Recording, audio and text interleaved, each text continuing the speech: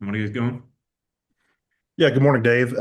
Last year with fall, you said you changed up how you ran fall ball, more, fewer scrimmages, more, I guess, skill work. Did you see that pay off on the field last year? And is that the plan again this year? Yeah, I did. Definitely. I thought that it pushed us forward as far as just knowing a little more about our team and then development. I thought we jumped a couple of months by doing it that way. And it's it'll be the way we run, our practices this fall. And some of it has to do with, the rosters are a little smaller, you have less pitchers. Um, so our scrimmages this fall will be mostly Friday, Saturday. And then actually the first couple of weekends, we're trying to build kids up. They might only throw one inning apiece.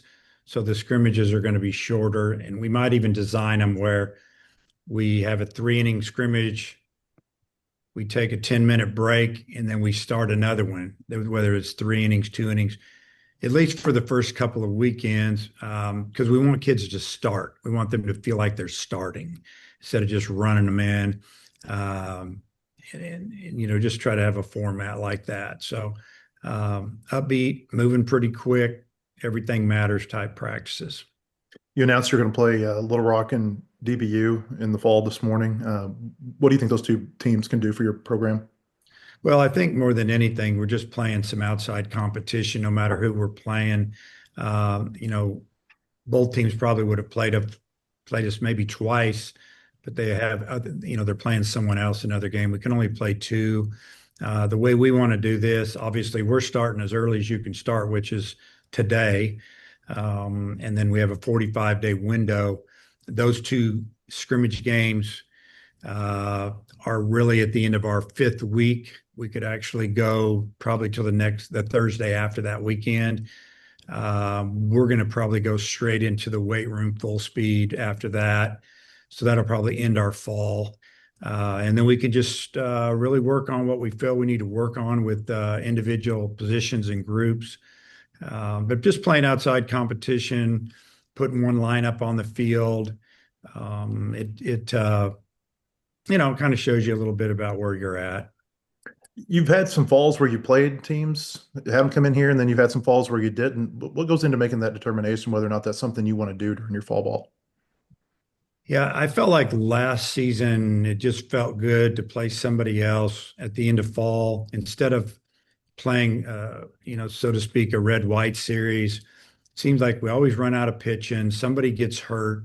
You're asking maybe someone to double up, throw, on a game one, and then come in and throw in game four or five. And at that time of year, I'm more about resting guys than getting that series in. I think 2 years ago, I shut it down in the seventh inning of the last game that was going to determine who was going to win the series because we'd already had some guys with sore arms and we were just recycling guys that didn't make any sense. So I like this, where if we can finish fall ball with a couple of games, I think the guys get excited to play somebody else, kind of finishes it up and get them mentally ready to go to the off season, so to speak. And that's what we're going to do.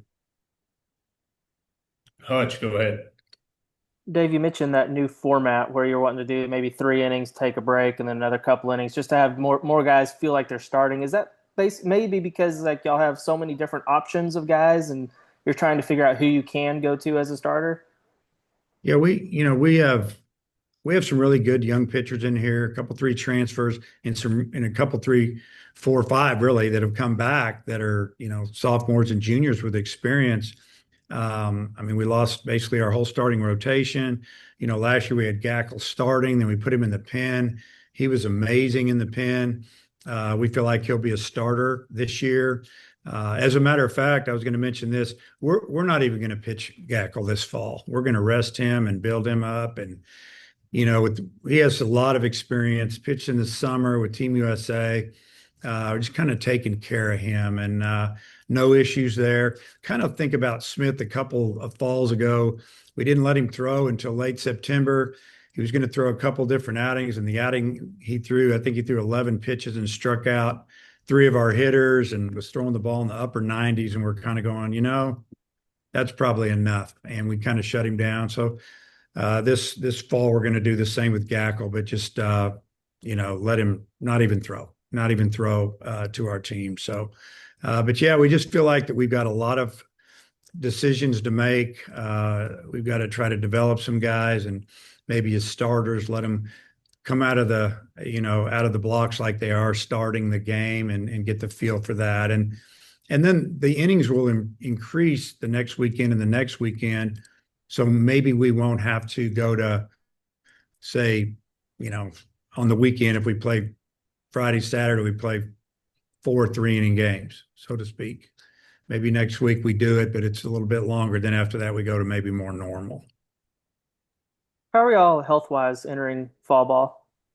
I think we're in really good shape. We had a lot of the young pitchers, high school seniors that came in early, went to summer school, got with our strength and conditioning coach Hunter Bell. They've worked extremely hard, taking some classes and kind of got acclimated. They've also been ramping up. So we feel like we'll get to see a really good side of some of these freshmen that maybe in the past we haven't been able to get it till later in fall baseball. Everyone seems to be healthy. Cahillo is probably, I don't know if you knew this, but he kind of hurt his hand this summer. So we are letting him rest. He hasn't swung the bat or he shagged fly balls and worked on some of that, but right now, just he'd be the only one really that won't be out there. And last one for me right now. I noticed you've got another lefty wearing number 33 and Ethan McIlvain. What kind of went into that decision to give him that number, and did you talk to him about it and kind of like what it means and what it's meant to the program? Well, first things first, he wanted that number, and then he kind of knows what's gone on in that number. Is he going to be a starter or reliever? We don't know yet. He has good stuff. I think it's going really well for him so far. I feel like he really likes it here and like the way we go about things. But yeah, I wasn't, I'd make a big deal about it. He knew it was available. I usually put a lefty in it, and he approached me about it. Matt Byrne, go ahead. Yeah, hi Dave. Just to follow up, what's the rehab looking like for Souza and Wiggins as well? Well, Souza's doing great as far as he's taking ground balls and he can swing a little bit at like off the tee or soft toss. He can bunt, he can run. Obviously, we don't want him. When I say run, I'm not going to run him in scrimmages, because of possibility of falling down. But he's moving around really good. Defensively, he looks fantastic fielding the ball. I mean, you can kind of tell he's a man on a mission now. Hopefully, the arm, bounces back as good as it was, and hopefully better. But I think he's a little bit ahead of schedule. But you won't see him in any scrimmages this fall unless it's just playing defense. Where if he does field it or he gets a ball, where he's got to turn a double play or something, he's not going to throw. What are some of the top experiments that are, on your list for fall ball, whether it's reliever to starter or maybe trying a guy out at a different position? Well, I think that, Cole Gibler's a guy that, we're going to start him a little bit and see how that goes. I mean, we feel good about what we've seen from, say, Colin Fisher, Parker Coyle. Hunter Dietz is back, and he seems to be throwing the ball better than ever. He went and pitched in the Cape and got better every outing. And I don't know. I'd say those are the ones that jump out at me right now. There's some freshmen that, we feel that can help us this season, just on the way they're throwing their bullpens and, looking at their metrics a little bit. But I don't want to say too much about the young guys yet. But, on the mound, those are some of the experiments. And then obviously, we've got some freshman infielders that, who usually you recruit out of high school. It's a shortstop. So they're all used to playing there. I've told all the infielders we're going to bounce you around a lot. You're going to learn how to play other positions, and we'll just see how it shakes out. I think Charles Davalon is really crushing it in A-ball. I mean, how much time have you had to catch up with some of your draft picks? Yeah, just following them through, nightly reports, that type of stuff. We talk about it in our meetings every now and then with how guys are doing. And yeah, I mean, it's great to see those guys have success. When you're an offensive player, if you know the strike zone and you don't strike out a whole lot, you're gonna hit. That's what he's doing. And last one, over the course of fall progressing, how vocal do you plan to be about kind of that looming question of taking it from 40 guys down to 34? Well, there's some new rules, and it's hard to go into all the details, and most of them, but uh, they know what they're up against. Doesn't mean that there's a one time situation with all the teams for this year that you might have a 34-man roster, but there's going to be more than that eligible to play, if that makes sense. And I know it doesn't, but it does. And yeah, so that it is what it is, and it's that way everywhere. I think the roster size, most SEC schools are going to be able to go 5 or 6 over 34 and be able to keep around 40. So we'll see how it plays out. Daniel Shee, go ahead.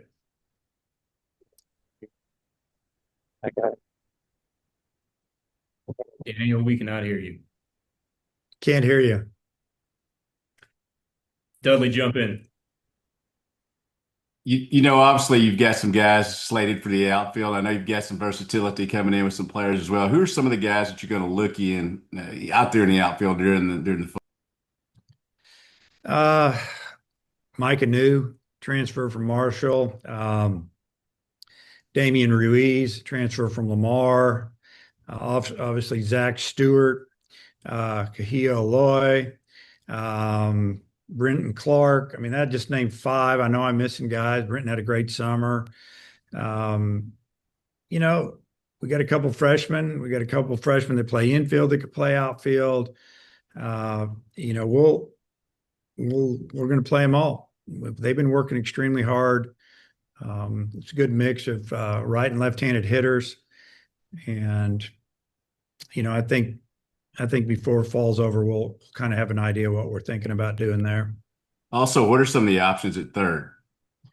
Got a lot of options at third, because you could take every one of the high school kids and put them at third that were shortstops. They all field well, they throw well, they run. Probably the situation is, who's going to swing the bat the best. Could put Cam Kozel over there. And I think that down the road, that I think in professional baseball, that might be a spot that they put him just with his physical size. He kind of looks the part. That's an option. So, yeah, there you go. Also, last one for me, just it looks like you're getting a great reception on the recruiting trail. Just talk about that a little bit.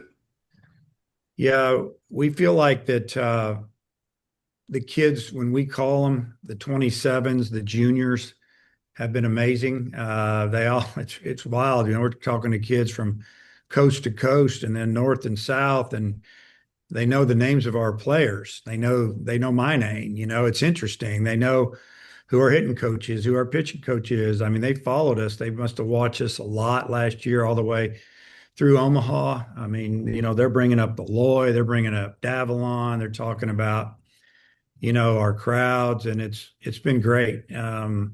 You feel as a program, you kind of got it going. You got a little momentum. We need to take advantage of it. Getting the players, we need to take advantage of it in many ways. I wish we had more seats in the stadium. I wish we could get more people in the stadium, because I think now is the time to strike. I just truly believe that. Now we're recruiting these kids. Example, the weekend of the Notre Dame game, we're bringing in, I don't know, 18 to 20 of the best 27s in the country. Pretty exciting. And a lot of kids that maybe a few years ago might not have come on a visit here. So that's what we're looking forward to. We're also going to bring in a lot of kids for the A&M weekend that we can't get in. And, we're going to get some, we're not going to get some, but the ones we get are going to be good. Appreciate it. Jackson, go ahead. Hey Dave, just wondering, first impressions of a couple newcomers, Damian Ruiz and James DeCremer. What have you seen from those guys since they've arrived on campus? Well, DeCremers, I've just seen him throw a couple bullpens. He's got a good arm. He's got good stuff. He's got a pitch that I'm not sure what we're calling it, but it looks like it's awful hard to hit. Um, Ruiz had 83 hits last year, I think, at Lamar. He can really run. He's faster than I thought he was. Played left field there, but he can definitely play center. I've watched him run around out there. Either way, he's going to be an outfielder that can run and catch the ball. I think he's going to be able to steal some bases and, get on base. So excited about what I've seen in, the last 2 weeks. Obviously, if Nolan gets back to full health, he's a candidate at shortstop. But how do you kind of manage the guys there, when he's maybe not able to make the throws this fall? Who are some options over there? Well, TJ Pompey, young man we brought in from Texas Tech, played a great shortstop in high school. He's played third base, second base there. They've had a shortstop or two that they've left there. He could go. I have a lot of shortstops. Luke Cornelison's shortstop. Landon Schaefer plays short. Carson Brumball's done a great job at short. Alexander Peck. That's just a name. I just named 4 or 5 freshmen right there. And all the guys that I just mentioned, they're guys that are physical. They're big and they've got some pop. They can play short, second, third, first, whatever we need to do with them. And I think as a true freshman, bottom line, you just want to get in the lineup. But we'll be moving guys around there. What are some of the things that you most need to look at with a true freshman, maybe at that position? Like, what do you need to see to have that trust that you can play a true freshman at shortstop? Well, yeah, just being consistent, fielding and throwing accurately. Just make the routine play. You look at the way we've played that position for many years now. Even, you had, Battles, and then Bolton was not a great offensive threat, but outstanding defender. Battles was amazing. Obviously Lloyd's been amazing. And I just went through the last 5 years at short. What they've all done is they've made the routine play and made accurate throws. And that's what you have to do at that position. You make a great play in the hole. You show super arm strength. That's great, but make the routine play, turn a double play. Your feet to second base need to be accurate and thrown where they need to be thrown, where we can move towards first base to turn the double play. Just all the little things add up. And, as far as being verbal and a leader, yeah, that's probably secondary right now. That usually evolves with playing time, but just be a consistent middle infielder. Last one from me. If I remember correctly, Hagan maybe at first when you told him he wasn't pitching in the fall didn't love it. How did Gabe kind of take that? What his plan was going to be this fall? Yeah, I don't. I feel like he was good with it. He kind of gave you that look, and the eyes go up, and they're like, "Yeah, that's probably a good thing," and can really focus on getting super healthy and strong, and maybe a little bit of downtime from throwing, because I feel like he needs a little more. And again, this is from our pitching guys, telling me, Coach Hobbs leading that this would be a good thing, and I'm all for it. Guys that are in your third year in your program that have pitched a lot, I always worry about them. I don't want them being tired at all when the season starts. I want them to be ready for the marathon and the long haul and be good in May and June. Daniel, let's try again. Can you hear me now, Coach? Yep. Okay. I guess with Dietz, is he one that will benefit from maybe just resetting from everything that he went through last season? And kind of what have you seen that's allowed you to say that he's thrown better than ever? Well, first we saw him pitch in the Cape, and we watched his outings, we watched his velocity, his metrics, and they ticked up every time, and that's a good sign. Really, when you think about it, he came in, had a little injury, it got worse, got it fixed. He hasn't pitched much. Pitched a couple times for us last year. Had one outing against LSU, and we ended up losing the game. But his stuff was amazing, and it didn't happen again. So we knew it was in there. And then, the summer ball, like I said, got better and better. Now he's back here. I think he's starting to pitch freer mentally, just let it go. The injuries behind him, and now he's got to build up, gain some confidence, and do what he did when he walked in the door, which was really good, even if he's just that guy as a freshman. But he needs, you're talking about a third-year player that doesn't have very much experience at the Division I level. But the stuff looks like it's going to be there. Hopefully it'll go well this fall, and you never know. Maybe he jumps in that starting rotation. And then you had Jimenez last year from Oregon State, DeCramer this year, and then Kozel from Vanderbilt last year, McElvain this year. Is there, some kind of connection that maybe some of the players that you've transferred in past, put in a good word for you, or, is there any connection there, I guess? Well, I don't really know if those guys knew each other a lot. Obviously, the two Oregon State guys knew each other. We just knew that when DeCramer got in, we knew he had a good arm, but his stats were just okay if you looked at him, but it didn't match up to the stuff. So maybe there was something going on there. And when he got in, we got him. I'm sure it didn't hurt that we had a player in here from his former school. With Kozel, I really don't know, if he talked with McElvain a lot, if any, but I can tell you this. When McElvain got in, we knew what he was coming out of high school. He pitched against us. We knew that the stuff was there. The numbers weren't there. Basically, he just felt like he needed a new start. I mean, they do a great job at Vandy. So sometimes you just need to do something different. We wanted him. We had a need for that, and we got him. I'm sure that he probably, before he made his final decision, talked to a former teammate about it. And, but, I'm glad that both of them are here. I come back around, Matt. This is the longest you've ever had a coaching staff together. What's been the importance to keep this group for all these years? Well, first off, I think that they love coaching here. I think they like working for me because I let them work. I'm not hovering over them and questioning everything they do. I don't micromanage. I've said that many a time. I think they appreciate that. We've been winning a lot. I don't know.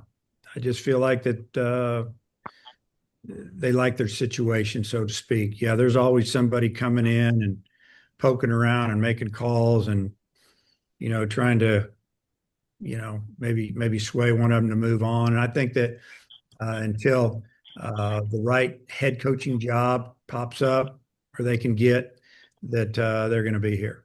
I hope. Cooper Dossett, what's he able to do this fall? I'm super excited for Cooper. I'm glad you brought him up. I've said it before. He has worked as hard as anybody I've ever seen rehabbing. I made the comment earlier that, I walk through the weight room on the way to the field, for all of our home games, and he's always in there either stretching, lifting, doing something, and maybe that was his time slot to do all that, but I see him in there all the time. And I've seen him throw a few bullpens, and it looked really good. And if he can take the bullpen to the mound, it's going to be great for him. It's going to be great for us. And I'm excited to see him get out there and compete this fall and get ready for spring. And then you've mentioned two of your other transfer pitchers. I wanted to ask you about Jackson Kircher and what do you see his role being on the team? Well, Jackson, coming out of high school, Jackson went to Oklahoma, and looking back, we should have recruited him a little bit harder. We didn't know if he wanted to hit or pitch or both, and had a great arm. I think that his better days are in front of him. He's thrown really well. He's big. I think he's super happy to be here. I think he's just happy being a Razorback, but now he wants to be a big part of the team. I don't know. We'll just let his role develop. The stuff's, the velocity and all that is really good. Now, if he develops that secondary and third pitch, he could be a closer, he can be a middle guy, and if you got three, he can be a starter. So, it's his sophomore year, but he'll be a big part of our pitching staff. Hutch, you want to wrap it up? Dave, you mentioned the smaller rosters earlier. I remember when the House settlement came out, you weren't necessarily the biggest fan of the reduced roster sizes. Now that you're kind of seeing the impact of it, kind of what are your thoughts on all that? Well, I mean, obviously we have to get to a number, as far as who we're turning in, who's eligible to play. Um, I think any coach in this league would tell you if you're trying to run a fall practice and you're talking about development, maybe redshirting a couple of guys, especially when you're talking maybe in-state kid that, you think's athletic or has a really good arm that really wants to be at the University of Arkansas, and you know that you're going to redshirt him, and he knows that coming in. A lot of that has gone away, which is disappointing because, development is big, and now it's all about jumping around and being at this school and then that school. And yeah, I'm not a big fan of that. I think you should be able to transfer like one time, and then then you might have to sit out if you want to do it again. And but anyway, that's another subject. Um, I don't think it's really affected us the way we recruit. I think it's just affecting the kids coming out of high school. I mean, there's a lot of good high school kids that are going to trickle down to mid majors or to junior colleges, and the kids that are good that are going to go to these mid majors, they're going to just use it like a junior college, and they're going to go back to a Power Four if they get an opportunity. And then that just cuts down on the young kids coming into those schools. So I don't know the exact answer, but uh, I just kind of feel bad for maybe the kids coming out of high school. And then also, I mean, you've got, the increase in scholarships too. You don't have just the 11.7. I remember I talked to Parker Coyle and he said that was a big deal with his decision to come back. I mean, are you seeing some trickle down of like maybe the guys coming to school that wouldn't otherwise, or guys coming back for another year because of the increased scholarship on top of the NIL and rev share? Yeah, so definitely, the scholars. I'll just tell you this: we don't have 34 fulls. You know, some schools might, but then they might not get something else. Whatever. Some schools have a lot more than others. And if you're talking about revenue sharing money and NIL, some schools help their programs a lot more than others. In both of those categories, it's still not apples to apples, which is kind of disappointing, but it is what it is. But I definitely think that when you can tell a young man and his parents that, he's going to be on a full scholarship, and then, maybe you can give him a little bit of more if you get some rev share money or help him find some NIL money, whatever the case may be. It's going to keep some kids from signing professional, and it's going to keep some kids that maybe are going to transfer that are draft eligible will come play another year at a school like Arkansas or an SEC school or ACC school instead of signing for a small amount, coming out of the school they're leaving. So I think, really what you're seeing now is a bunch of really good players at a lot of schools in our league that are a little bit older.